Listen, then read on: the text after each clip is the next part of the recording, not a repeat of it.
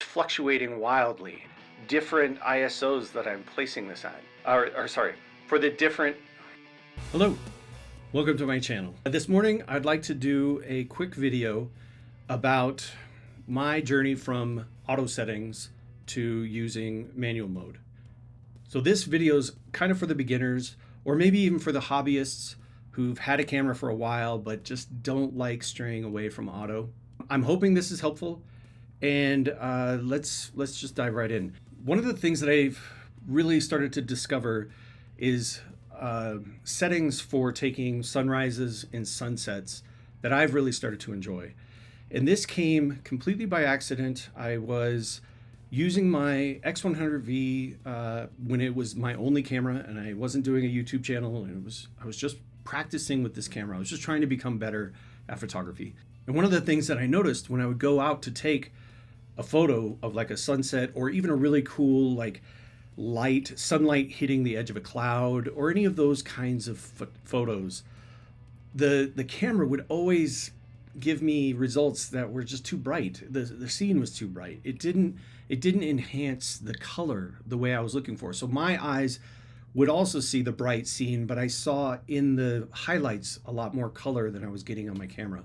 Now there's ways to do this with spot metering. I'm not going to touch on spot metering right now, but let's say you're just using the default out of the box experience on your camera. Most of them use multi-scene metering, meaning they're trying to meter for the whole thing. Like, what's the best light to give you everything in this scene? And that's, that's fine. But I wanted to get away from that, and I didn't know how. So an interesting thing happened with the X100V.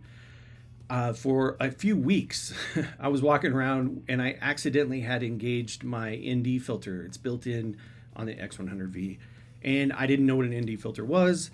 So at one point I discovered it was on, and I felt like a fool. So I turned it off, and then, my photos after turning it off, I noticed I didn't like as much as the photos that had it on. So I started turning it on. And while turning it on did kind of give me more of that color I was looking for, that wasn't exactly what I needed to do, but it gave me just enough of a push to understand that what I was trying to do was control the light. And so that's what I'm going to do for you here. So a lot of times you'll hear aperture priority is okay. And that is true. For many reasons, aperture priority is great.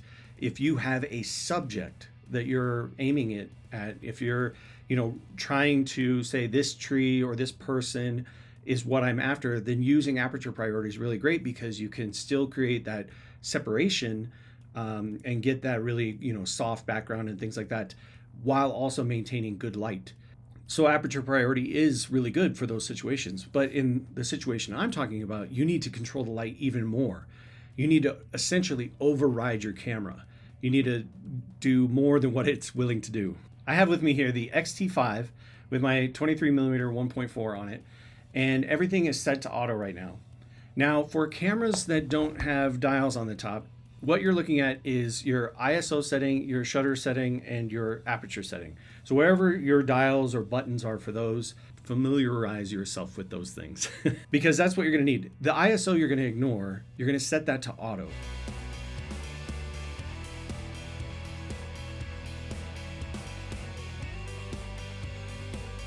Okay, so you're just concentrating on aperture and shutter speed. Now I want to show you one of the things that happens with aperture when you're also using auto. So here we have an auto scene, and now you can see it is, trying to give me the best. There's a lot of highlights going on in the building right here. It's overall, the scene is too bright. I don't like that the Legos in the middle here are being blown out. So if I start to set my aperture, and now I've set my aperture to, oh right, you can see it on the screen, to f16. This sort of does what I want, but now watch what happens as I move my aperture. Notice how the scene is staying very similar. It's not changing much.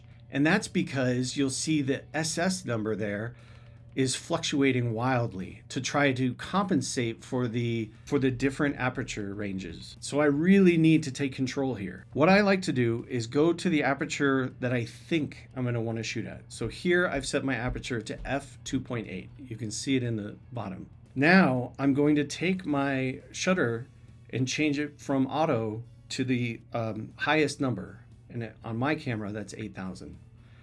So immediately you can see that it's gotten a lot darker. As I adjust, I can go to the range that I'm looking for where I'm comfortable with the amount of light being let in. So let's say for this scene, I want to go to 2000, but 2000 is not quite right. So I can actually step down using my dial in the front.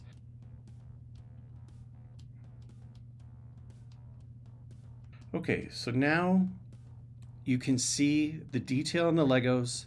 You can see that the edges of this building are not being blown out anymore. You can get all that color.